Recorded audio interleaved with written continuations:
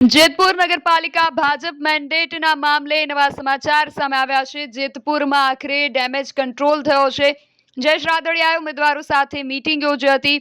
આખરે જેમાં damage control કરવામાં આવ્યો છે। જયેશ રાદડિયાના અંગત એવા પૂર્વ પ્રમુખની ટિકિટ કપાઈ હતી। આખરે બીજેપી દ્વારા આપવામાં આવેલા 42 ઉમેદવારો નગરપાલિકાની ચૂંટણી લડશે। પાર્ટીનું નબળી કામગીરી દેખાય તેવા પ્રયાસો કરવામાં આવ્યા હતા। પાર્ટીના આગેવાનો અને કાર્યકરો જોમથી ચૂંટણી લડશે। જેતપુરના પાર્ટીના આગેવાને જ આ ખેલ કર્યો હોવાની વાત જયેશ રાદડિયાએ કરી હતી।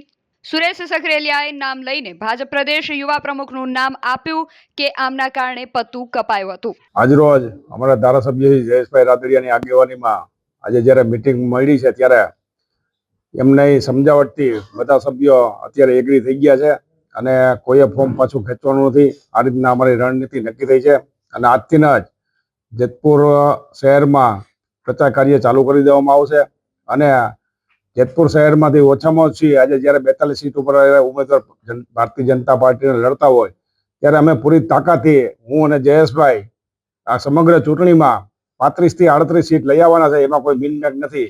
આ અમારી તૈયારી છે। સુરેશભાઈ, જે રીતના નામ કમી કરવા જે હટાવવાની વાત હતી પ્રદેશના કોઈ જેતપુરના નેતાની, તેની સામે આગામી સમયમાં કાર્યવાહી કરવા માટેની માંગ કે કોઈ કે પછી ચૂંટણી પછી કે પહેલા? એ ચૂંટણી પછી નક્કી થશે। અત્યારે તો કોઈ આવી કોઈ ચર્ચા નથી। એ સમય આવે ત્યારે અમે નક્કી કરીશું। કોણ હોઈ શકે આગેવાન? નામ કહી શકો? અમારા યુવા ભાજપના પ્રમુખ જ છે પ્રશાંતભાઈ કોરાટ। એમાં મારી ટિકિટ કાપવામાં એવો ઈ જ છે। પ્રશાંતભાઈ કોરાટ? પ્રશાંતભાઈ કોરાટ જ છે। એની તમારી સાથે શું રાગદ્વેષ છે? અમારી સાથે રાગદ્વેષ ન હોય। જયેશભાઈ રાદડિયા અને સુરેશભાઈ સખરેલિયા બે વચ્ચે કેવી રીતના અંતર વધે એના માટેના પ્રયાસ છે। અમે ભારતીય જનતા પાર્ટીના સૈનિક છે। જ્યારે જસુબેન કોરાટ 2000 જ્યારે ધારાસભ્ય હતા ત્યારે જેતપુર શહેરની લીડ માત્ર 2000 મતની આવતી। અમે ભારતીય જનતા પાર્ટીના સૈનિક તરીકે આજે જ્યારે કાર્ય કરીએ ત્યારે જેતપુર શહેરની લીડ અત્યારે 30,000 મતે પહોંચી છે। તો ભાજપને જ નબળું પાડવાની કોશિશ કરી રહ્યા છે પ્રશાંતભાઈ કોરાટ। સંપૂર્ણ ભાજપ જેતપુર શહેરમાં ભાજપ પાર્ટી કેવી રીતના પતી જાય એના માટેના સંપૂર્ણ પ્રયાસ કરેલ છે। મોડી મોડેલમાં ઉપર પ્રશાંતભાઈ એમની રજૂઆત કરીશું। અમે ટાઈમ આવે ત્યારે અમે રજૂઆત કરીશું એમની પણ। લાલભાઈ, તમને ટિકિટ નથી મળી તો હવે તમે શું કરશો? ના, અમે ભારતીય જનતા પાર્ટીમાં છીએ અને અમારા સૌ જેમને ટિકિટ મળી છે એમને જીતાડવાની સંપૂર્ણ જવાબદારી મારી છે।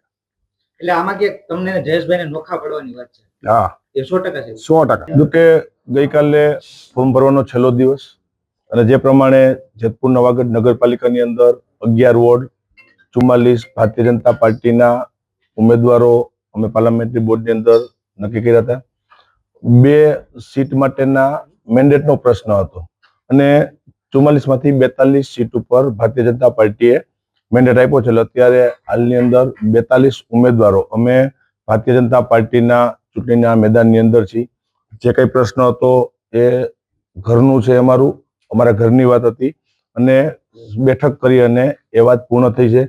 આવતીકાલે સવારથી તમામ ઉમેદવારો સક્રિય રીતે પોતાના વોર્ડની અંદર કામે લાગી જવાના છે।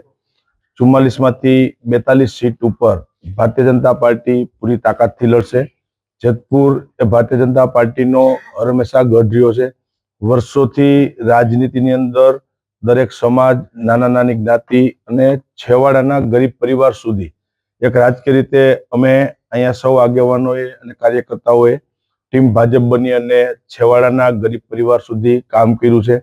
નાના નાના ઘરે એક પ્રસંગ સુધી હાજરી આપવાના પ્રયત્નો કર્યા છે અને એટલા માટે આવનારી ચૂંટણીની અંદર ભારતીય જનતા પાર્ટીનો જ્વલંત વિજય થશે અને ફરીથી જેતપુર નવાગઢ નગરપાલિકાની અંદર ભારતીય જનતા પાર્ટીનું શાસન આવશે। માટે એક ધારાસભ્ય તરીકે મને વિશ્વાસ છે ભારતીય જનતા પાર્ટીના આગેવાનો અને કાર્યકર્તાઓ ઉપર કે પૂરી તાકાતથી ભારતીય જનતા પાર્ટીના એક કાર્યકર્તાઓ વોર્ડમાં કામે લાગી અને ફરીથી નગરપાલિકાની અંદર ભારતીય જનતા પાર્ટીનું શાસન આવશે માટે અમે પ્રયત્નો કરશું। જયેશભાઈ, 42 નામ જાહેર કર્યા, 2 નામ ડિક્લેર નતા કર્યા, તો પહેલેથી જ એવું પ્લાનિંગ કેમ? ઉપરથી કોઈ સૂચનાથી શું આખું? એમાં પ્રશ્ન આખું એવું થયું કે સ્વાભાવિક રીતે અમારા જ અહીંથી કોઈ પાર્ટીના જ આગેવાનોએ જેતપુરની અંદર ભારતીય જનતા પાર્ટીનું નબળું દેખાય, જેતપુરમાં ભારતીય જનતા પાર્ટીની સત્તા ન બને એ માટે પણ પ્રયત્ન કરેલા હોય અને એના કારણે કે જ્યાં એક સીટ ઉપર મેન્ડેટ રોકી દેવાના પ્રયત્નો કર્યા, પણ કીધું કે એમાં કોઈ અમે વિચલિત થવાના નથી। 42 સીટ ઉપર મેન્ડેટ મળ્યા છે.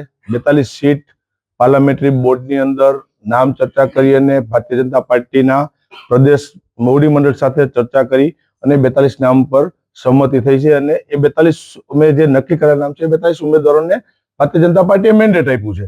એટલે પૂરી તાકાતથી કે ક્યાંય ભાજપનું નગરું દેખાય એ માટેના પણ પ્રયત્નો થયા હોય, પણ કીધું એમ કે આ વિસ્તાર ભારતીય જનતા પાર્ટીનો ગઢ્યો છે, કારણ કે છેલ્લી અનેક ચૂંટણીઓનો હું સાક્ષી છું. હું પોતે વિધાનસભાની ચૂંટણી લડતો હોય, નગરપાલિકાની અનેક ચૂંટણીઓ આવી, લોકસભાની પણ ચૂંટણી આવી, ત્યાં અપેક્ષાથી પણ સારું પરિણામ જેતપુર શહેરના મતદાતાઓએ કાયમી ભારતીય જનતા પાર્ટીને આપ્યું છે.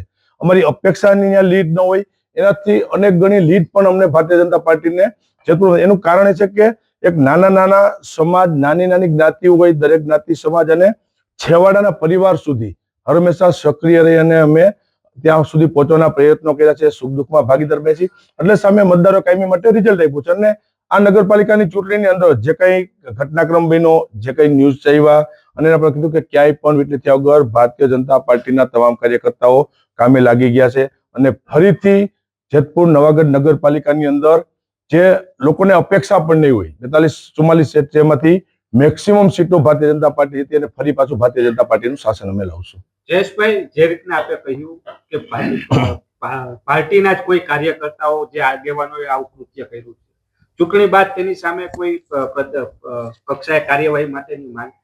કીધું કે આખી નગરપાલિકાની ચૂંટણી કે જ્યાં સંકલન થયું હોય, પાર્લામેન્ટરી બોર્ડ નામ થયા હોય અને દાખલા તરીકે કીધું કે એક વિખી નાખવાના પ્રયત્નો કરવામાં આવે કે ક્યાંય ભારતીય જનતા પાર્ટીનું અહીંયા નબળું થાય એટલે જયેશભાઈનું નબળું કરી દેવાનું, એવા પણ પ્રયત્નો થયા હોય ને એના હિસાબે આગળ કર્યા. પણ કીધું કે બીજા તમામ ઉમેદવારો, બધા ઉમેદવારો હાજર છે. એ મારી અત્યારે આખો ટાર્ગેટ નગરપાલિકાની અંદર ભારતીય જનતા પાર્ટીની કેમ વધારે સીટો આવે, ફરીથી અમે નગરપાલિકાની અંદર શાસન આપી શકીએ.